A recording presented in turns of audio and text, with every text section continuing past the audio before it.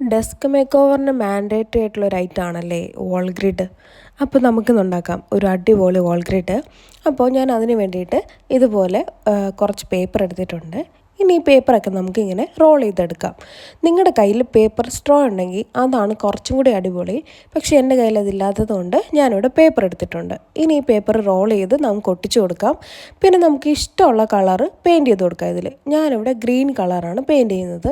കാരണം എൻ്റെ വോളിലെ മിക്ക സ്ഥാനങ്ങളും ഗ്രീൻ കളറിലാണ് ഉള്ളത്. അപ്പോൾ ഞാൻ വിചാരിച്ചു എന്നാൽ പിന്നെ ഇതും ഗ്രീൻ കളർ ആയിക്കോട്ടെ. അപ്പോൾ ഗ്രീൻ കളറിൽ ഞാൻ പെയിൻറ്റ് ചെയ്തെടുത്തു. ഇനി ഇതുപോലെ ഒട്ടിച്ചു കൊടുക്കാം.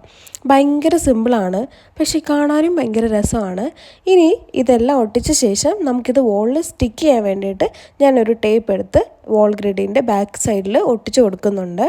ഇനി നിങ്ങളുടെ കയ്യിലുള്ള ക്യൂട്ട് ഐറ്റംസ് ഒക്കെ എടുത്തുകൊണ്ട് പോകുന്നോ എല്ലാം നമുക്കിതുപോലെ ഈ വോൾ ഗ്രിഡിൽ സെറ്റ് ചെയ്ത് വെക്കാൻ പറ്റും. പിന്നെ അത്യാവശ്യം നല്ല കപ്പാസിറ്റി ഉള്ള ഒരു വോൾ സ്റ്റിക്കർ ആണെന്നുണ്ടെങ്കിൽ കുറച്ച് നാൾ നന്നായിട്ട് അത് നിൽക്കും.